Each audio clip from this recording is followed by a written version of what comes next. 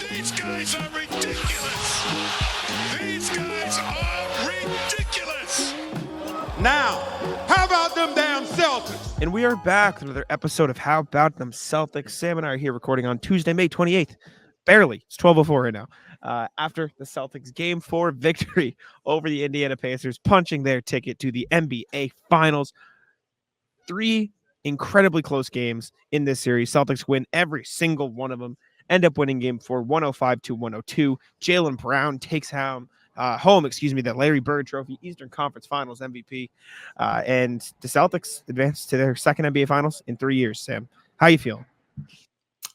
This is what we all dream about. Sweeps. Okay, I was going to say 4 more, Sam. This is a change of pace for you. Yeah, no, I mean, this is like maybe, I don't want to say the perfect sweep because who doesn't love winning every game by 50? But this was a tremendous showing from the Celtics, who struggled for the last season, this season, seasons and years past, playing in close games. They just won 3 close games. They won them from behind, and they did it in a way where they had to be, I don't want to say perfect, because they definitely weren't perfect, but they had to be able to capitalize and make the other team have to feel like they're perfect. And they outperformed the Pacers.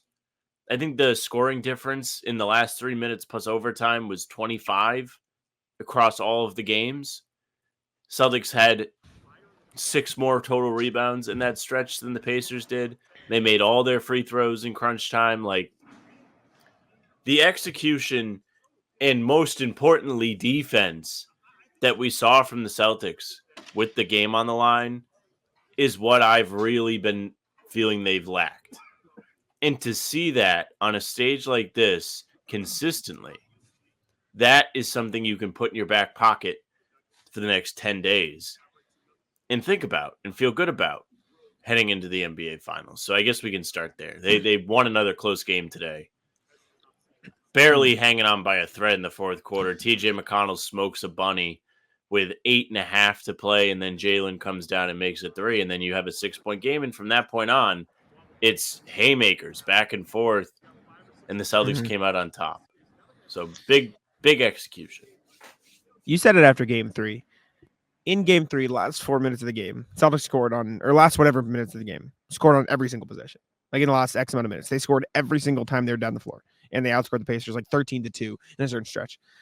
The Celtics were down by 4 points with 3:30 left in this game after a Siakam floater. They outscored the Pacers 7-0 in the last 3 minutes. Pacers did not score a point in the last 3 minutes of this basketball game.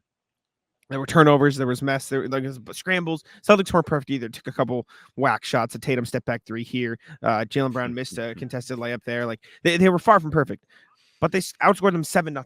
There is no arguing with that result. You can cry. You can get mad at the middle mistakes. They outscored the Indiana Pacers, an Eastern Conference Finals team. Whatever. This Pacers team played great this series. You got to give them credit.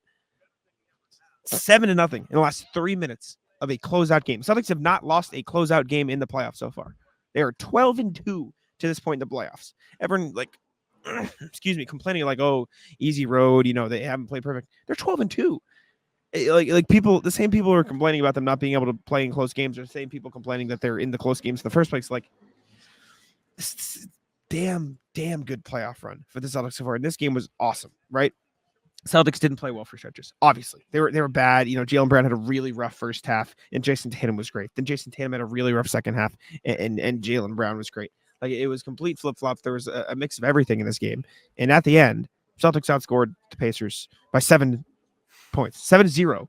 The Pacers were up by 4 points with 3:30 left, and then the Celtics won by 3. Huge. I can't said this after Game 3. I don't care who was against. Pacers played great.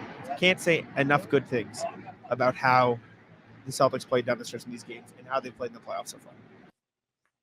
I mean, this has been something all season. We've seen the stops not come as frequently down the stretch. You can talk about the late game offense. You can talk about the execution. I mean, I hated some of the shots they got during this time, but it didn't matter because what did they do, Jack? They controlled what they had their control of. They decided to lock in, play defense. They didn't give up second chances when they, didn't have them score any points in the last 3.5 minutes, but they didn't give them any second chances. And this is the kind of thing that you need to feel good about. This year, they lost those back-to-back games to Atlanta. And in both of those games, the frustrating thing to me was that it felt like they couldn't get a stop. They were playing at DeJounte Murray. He killed them. Both games made big shots, but they couldn't stop Bogdanovich. Vit Krejci killed them. This series, they played against the Pacers team. Say what you want about them. One of the best offenses in the league. Statistically, they were second, I think, for the whole season. They were great in the playoffs, too. They showed you why. They did a tremendous job of getting to their spots throughout this series. A lot of mid-range buckets found the bottom of the net.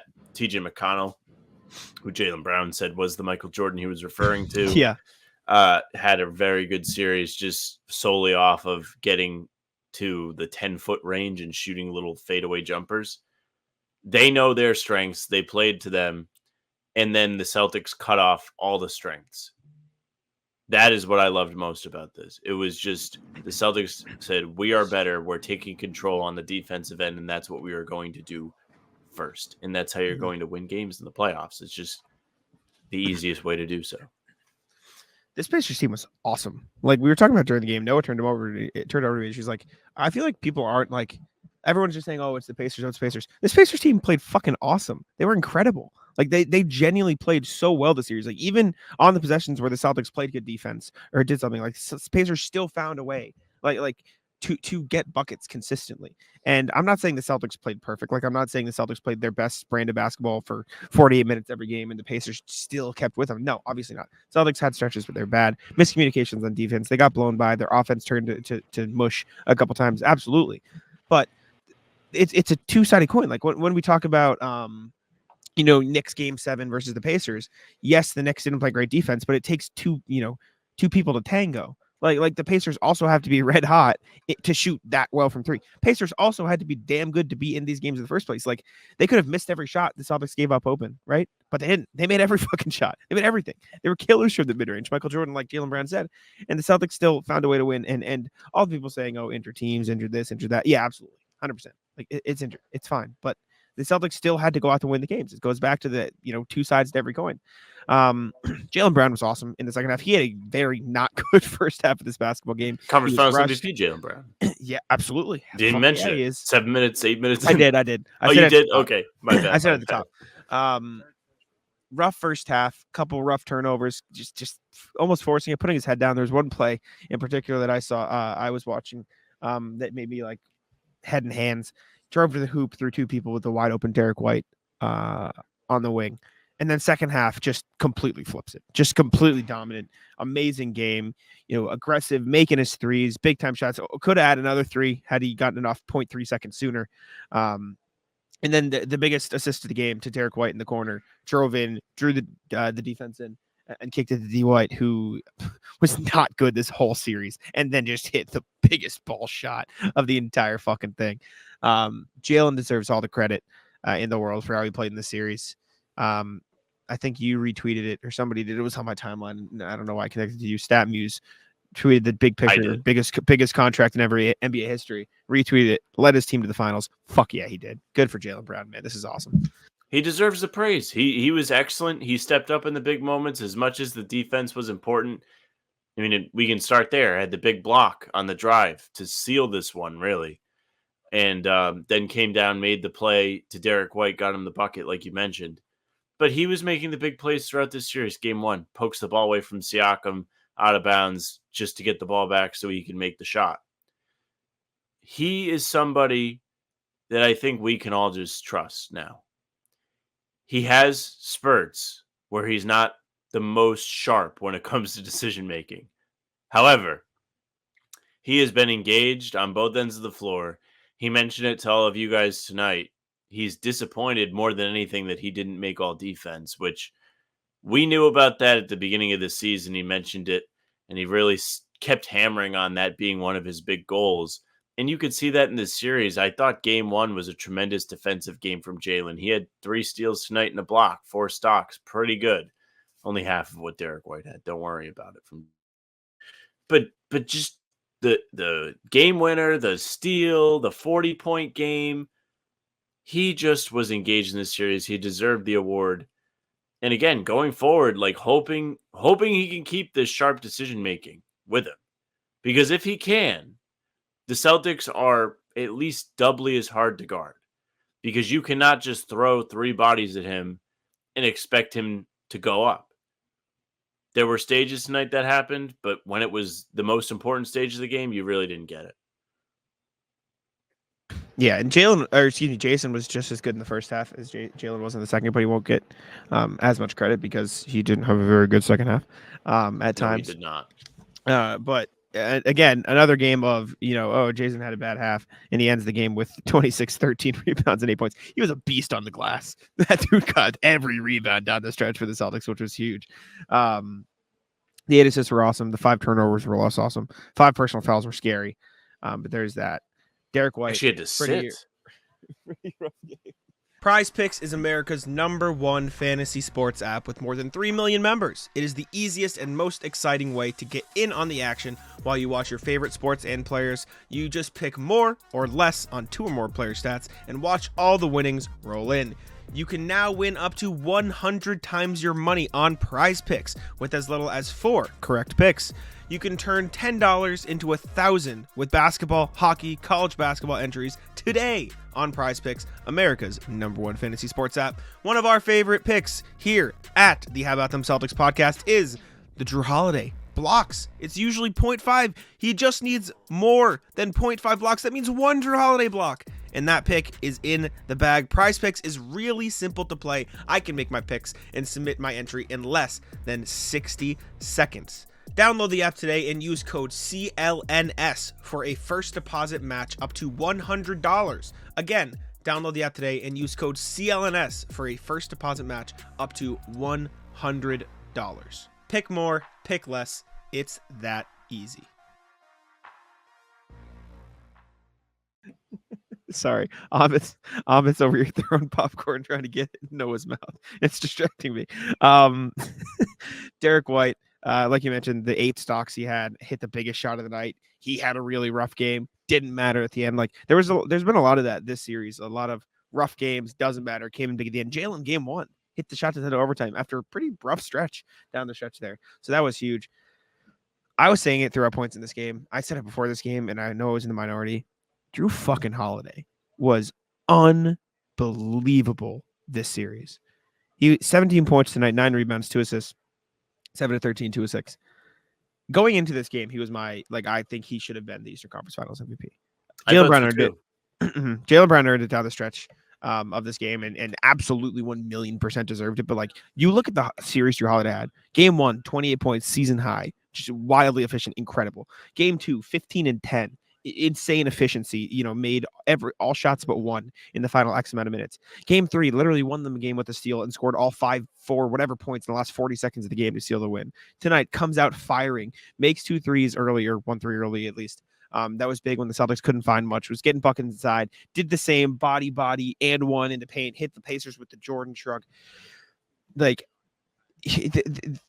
impact he has had on winning in this series is fucking insane. Like I can't say enough.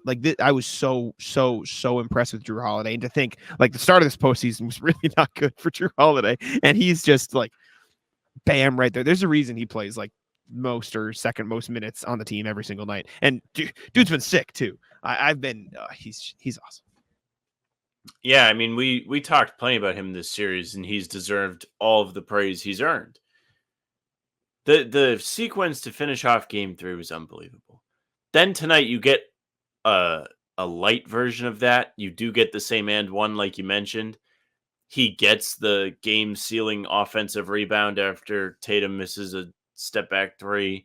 And again, good scoring output with 17 points, efficient. He shot 59% in the series. He's somebody that I was kind of surprised didn't even get a single vote for Conference Finals MVP. Deserve to be in the conversation. That he did. But he like legitimately did. Like it was more like I thought he might win it. Like that's how substantial he was. Just the clutch, and it's exactly why you brought him in. Milwaukee fans have to be kicking themselves seeing this because I mean all they did was tell everybody this guy can't play in the playoffs. And he had some growing pains trying to find his role when Porzingis was healthy. But as soon as Porzingis went down, and I'm not saying I'm worried about this for when he comes back, but he stepped up. He was ready. He's been ready all season. He's had moments where guys have been out of the lineup. He's had a little bit more responsibility. And it's not very often that you can go back and be like, oh, yeah, no, I thought he sucked that game. It just didn't happen. He just instead would step up, fill the void, and give the Celtics exactly what they needed to win. Tonight was another example of that. I'm just very, very happy with what we've seen from Jrue Holiday. He's been tremendous. Jrue Holiday rocks. He's just so good, man. All of the like shit being talked about the Celtics doesn't matter in the slightest to this team, and I think that's my favorite part about it. Like they just don't care, and it's fun to watch. It's fun to see how resilient they've been all season. Man, like here, like I'm just so impressed, man. Like I'm just sitting here, like last press conferences yesterday, all the players are talking about, yeah, dude, Joe's coaching us up. Joe's been fucking awesome. Today, it's all about like everything getting to the point. Al Horford just screams again after the buzzer. Like John Cross goes, with those emotions, Hal just goes, man, John, like shit. Like you can just tell how much this means to them. And at the same time, like the difference between this and 2 years ago is they know there's more. Like 2 years ago, this team was like, oh yeah, this is it. We finally broke through the seal. That's not it this year. Like that's not the vibe. It is. We are unbelievably happy we've gotten to this point, but unbelievably hungry to go further. And like, man, it's just so awesome to see this team perform the way they've been performing. Joe Mazzulla, everybody loves him. The way that he was greeted when it was his turn to speak in the post-game interview isn't really the kind of thing we see very often from this team, and especially him. Seeing him up there with Lisa Salters actually happy, the video of the final buzzer going off and he's just literally grinning, smiling ear to ear.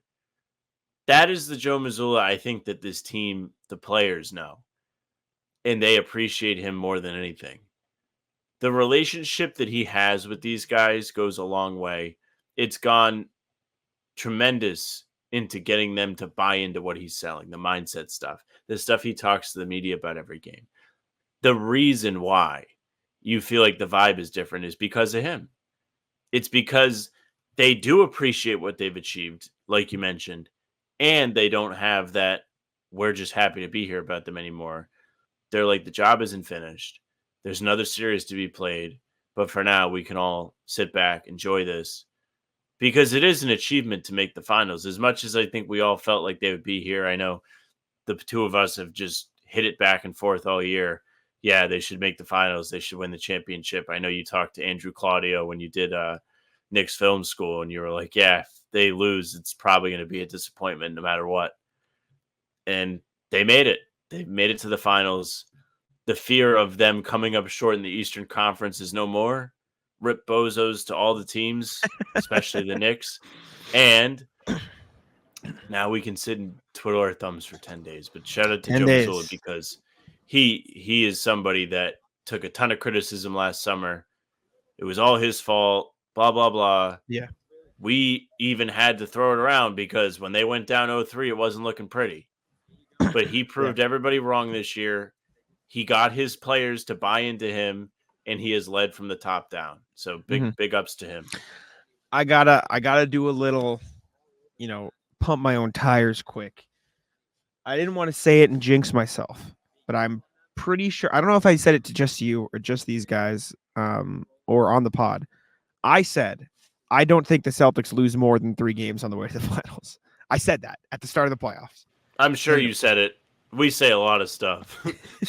And goddamn, like, I don't care who they played. They lost 2 games. Like that is a dominant run to the NBA finals. I don't give a shit who they played. Joe says it all the time. Like, these aren't pickup teams. These aren't little league fucking, rec I wish squads. they were, dude. These are NBA teams. Like, these are genuine teams fighting tooth and nail to win these games. And the Celtics have done their job. You can only play who's in front of you, and they've played who's in front of them so goddamn well. All the credit for that. Jason Tatum has gotten like bashed the entire postseason. He picked up the pieces huge in game 3. And even though he had a rough second half in this one, still like his playmaking has been like so crucial to everything the Celtics team does. Al Horford is a million years old and still just out there pumping along. He's awesome. The bench did not give them much in this game. Sam Hauser okay? No. Did he give everybody else the, hey, I don't know how to shoot threes anymore disease? Because we got to see a double-digit Tatum threes game, and I wanted to dive off my deck. But I have to credit Tatum. He did have a big dunk when the game was looking like it could get out of hand. Put his head down, went to the basket, made the right play. Also made a clutch 3. But Hauser, dreadful in this series. I hope it gets past him because he's somebody that's so valuable to how the Celtics are able to space the floor. He's been a sniper all year. And it's just bizarre that every time he shoots the ball, I'm like, well, everybody pray. Mm-hmm. Yeah. Also, Bobby Kravitsky just texted me because apparently I was talking loudly. You said it to everyone on air. You said it to anybody who would listen. Oh, well, I said it on the round table apparently, so that's the disconnect. Yeah, man, this it's just so fun to cover this team. Like, it's just so fun, like, that we get to do this pod. It's so fun to be around a team that is so, like, genuinely only gives a shit about winning. Like that is all this team gives a fuck about. Jaylen Brown said it after the game. He was asked, like, did you expect that? And he goes, I didn't expect it at all. I don't win shit. like he genuinely did. And Jrue commented on it too. He was like, I think it's like Noah asked him, what did it mean for you? Here, I'll put the picture on the screen because this picture is everything, right? Picture paints 1,000 words, the old cliche. What did it mean to see Jaylen so genuinely excited, like that reaction to him? And Jrue was like, it's awesome, blah, blah, blah. And he goes, it meant more because he, like you said, genuinely didn't expect it, which means it wasn't even on his mind. All he cared about was winning the game. And that's all this team does care about. And it's so refreshing to see a team like that, because I think in years past, like not the last 2-3 years, I'd say, but like pre-Ime, there was the whole narrative of, oh, these guys just care about their stats, they just care about this. Then Ime had the whole thing of told him to pass the fucking ball. Like Marcus came out and said, these guys need to pass. And since then, it took them a while to sort of get into that groove, but I truly do think that was a turning point, and it just took them a while to turn. And now they're finally there. And also, O'Shea in this picture, that vlog gonna go crazy. Look at him. Did you see the tweet? No. He literally said what you just said. He's like, you guys all know the vlog going to be crazy. You saw the camera. That's awesome. Yeah, man. Hey, gang, let me tell you a little something about Game Time. The NBA playoffs have arrived. It's the most wonderful time of the year. Who doesn't want to get in on the fun? With Game Time, you can experience it with your own eyes. Get yourself great seats to games with even greater prices. That's right. You can save when getting your tickets with Game Time. It's an authorized ticket marketplace of the NBA, which makes getting those playoff tickets even faster and easier. Plus, the prices on Game Time usually go down the closer it gets to tip-off. Who doesn't love to save a little bit of money? I certainly do. I used Game Time back in March when I took the lady to a game. We went to see the Celtics play our Pistons, and it was great. I could look and see what the seat view would be just using the app. Didn't have to be surprised when I showed up. Plus, you do get those last-minute deals. They have the flash deals and zone deals. Zone deals, which you can choose a section of the arena and let Game Time choose those seats. You'll save a little bit of money that way. You can download the Game Time app, create an account, and use code CLNS for $20 off your first purchase. Again, that's code CLNS for $20 off your first purchase. Terms apply. Again, create an account and redeem code CLNS for $20 off. Download Game Time today. Last minute tickets, lowest price guaranteed. I did love seeing everybody be genuinely happy for Jaylen, including Tatum, for those of you that doubt. There's a video of the trophy presentation, and you can see Tatum in the back. He's thrilled. So I know the Garden Report specifically loves the conspiracy that they don't like or Tatum doesn't like Brown. I don't even know if it's a twofold thing. I just think I've picked up on it now that they mentioned it. But like in the press conferences, they'll be like, "Hey, Tatum, how did Jaylen do? Like, what do you think of the conference finals MVP?" And he was like, "Good for Jaylen, but it's actually good for everybody." He just wouldn't really like go all in on it. Won't really like give him his flowers. It's a little weird, but I don't buy it. No. Also, There's just enough there to make you think. We talked about Joe already, but like, this is maybe the first time I've seen him smile all season. It's just that's what I was saying. This dude never is happy. Look at him. Look at how genuine. Like, they'll start doing the watch it. Look at Tatum.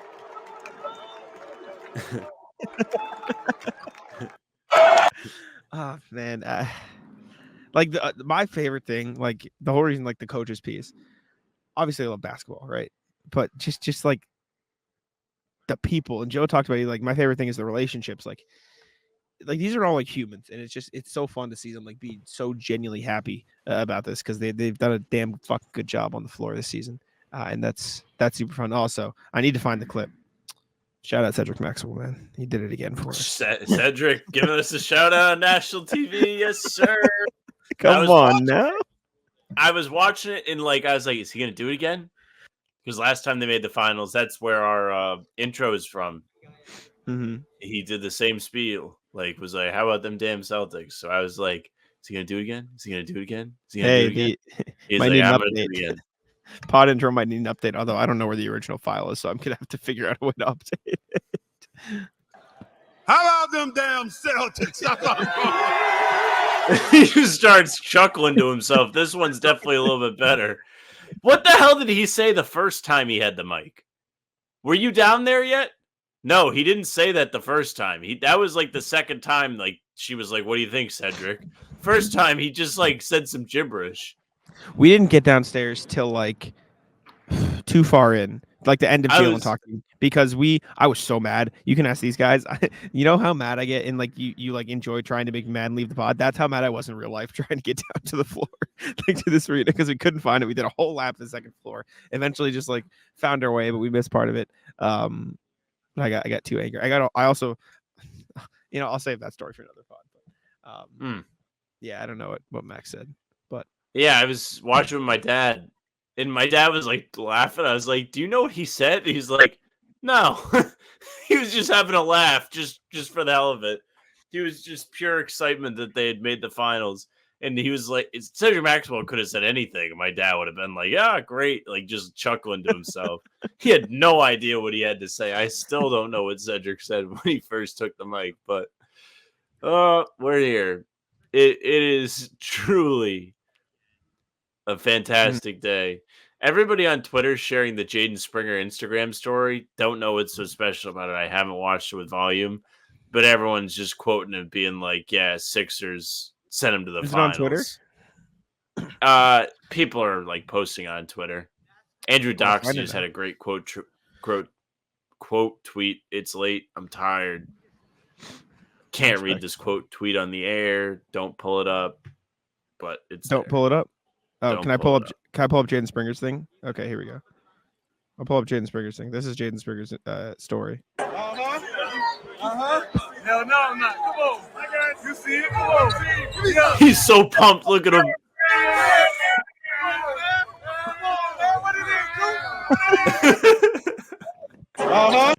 Dude, seeing that O'Shaver sets a log is gonna be fucking insane. We're gonna get so much shit. I'm so excited, dude. NBA Finals coming up, 10 days. Got plenty of preview stuff. You know what we need to do? We need to get some guests on in this gap. We need to find like that is what we can do in the 10 days. Like that is what we can do. It's a good point. That is a good point. Get ready to talk to guests. Get ready to talk Dallas, buddy. Hopefully the Timberwolves can get Dallas a little bit more tired. Yeah, make it interesting so we can be like, well, what if? Ooh. Then we can kick around the who would you rather play conversation again. And if we have that, like if it does come to a stage where we have to have that conversation again, it's going to be us being like, well, Dallas has looked pretty shitty in these last 2 games that they lost, so I think I want to play them. It's just the best. I stand on. I think Dallas is the easier matchup for the Celtics, but Okay, respect. I'm happy that you feel that way because everybody I talk to is just now like, well, Dallas is a tough matchup, and I always kind of felt like they were a tough matchup because the way they play offense. But like going into the series, you would have thought Minnesota was like the Warriors teams from the last decade. Like they were like, this team's unbelievable. Ant's next MJ. It turns out Ant needs a fucking nap. All I've heard is Ant is tired. That's it.